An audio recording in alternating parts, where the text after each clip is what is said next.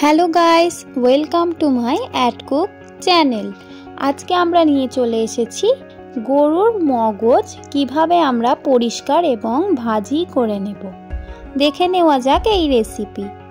প্রথমে আমি এখানে একটা মগজ নিয়েছি।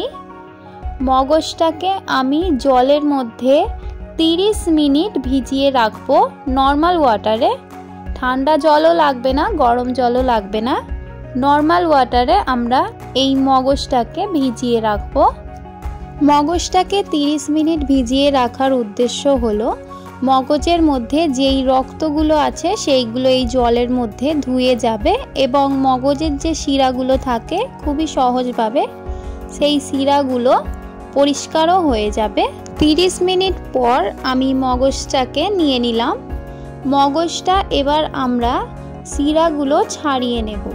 শিরাগুলো আমি মগজটাকে ভালোভাবে আলতো হাতে ধরে, মগজটাকে কোনো চাপ দিলে চলবে না, নাহলে মগজটা কিন্তু ঘেঁটে যাবে। মগজটা আমি শিরাগুলো তুলে নিচ্ছি। দেখুন কেমনভাবে, এমনি উপর থেকে ধরে ধরে একটু একটু টান দিলেই মগজের শিরাগুলো পরস্পর উঠে আসবে। প্রত্যেকটা জায়গার শিরাগুলো কিন্তু আমাদের উঠিয়ে নিতে হবে। দেখুন এখানে আমি মগজের শিরাগুলো সব তুলে নিয়েছি এবং ভালোভাবে পরিষ্কারও হয়ে গেছে। এবার আমরা এই মগজটাকে টুকরো টুকরো করে কেটে নেব। মগজটার পিস আমি এরকম সাইজের করেছি, আপনারা চাইলে এর থেকে বড় বা এর থেকে ছোট করতে পারেন।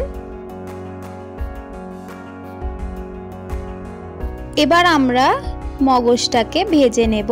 চুলোতে আমি কড়া দিয়ে দিয়েছি। কড়াতে আমি মগজের পরিমাণে তেল দিয়ে দিয়েছি। মগজ ভাজিতে কিন্তু তেলের পরিমাণটা বেশি রাখতে হয়। দিয়ে দিচ্ছি, তেলটা গরম হয়ে গেলে পেঁয়াজ কুচো। আমাদের একটা বড় সাইজের পেঁয়াজের কুচো লাগবে। পেঁয়াজটা এবার আমরা ব্রাউন ভাবে ভেজে নেব, কাঁচা গন্ধটা যাওয়া পর্যন্ত।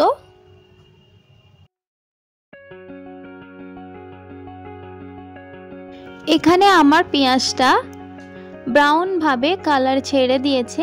এবার আমরা কয়েকটি মশলা দিয়ে দেব।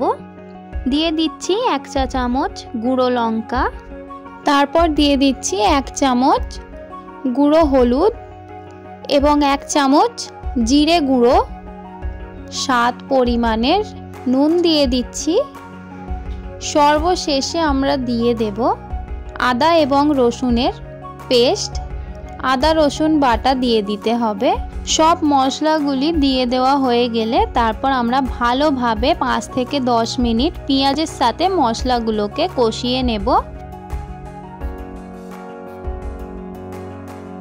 মশলাগুলি কষিয়ে নেওয়ার পর দেখবেন পেঁয়াজ থেকে তেলগুলো ছেড়ে দিচ্ছে।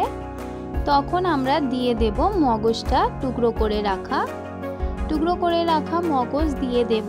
এবার কিন্তু আমাদের খুবই আলতোভাবে নাড়াচাড়া করতে হবে, না হলে কিন্তু মগজগুলো সব ভেঙে যাবে।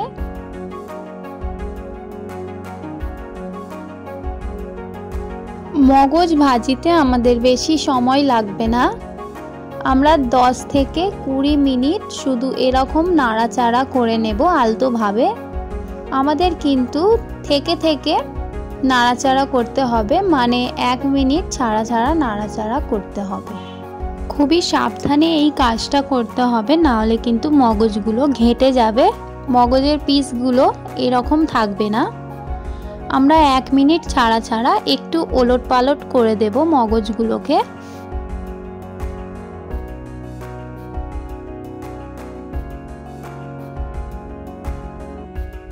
দেখুন এখানে কিন্তু আমাদের মগজটা ভাজতে বেশি সময় লাগেনি, শুধু লেগেছে 10 থেকে 15 মিনিট।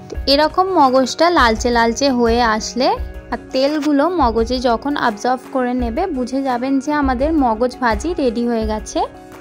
এবার আমরা সার্ভ করে নেব। যদি আপনাদের এই ভিডিওটা ভালো লেগে থাকে তাহলে অবশ্যই লাইক, শেয়ার এন্ড সাবস্ক্রাইব করে দেবে। আমার চ্যানেলে নতুন হয়ে থাকলে অবশ্যই চ্যানেলটিকে সাবস্ক্রাইব করে দেবেন। দেখা হবে নেক্সট ভিডিওতে। আজকের এই ভিডিওটা দেখার জন্য অনেক অনেক ধন্যবাদ।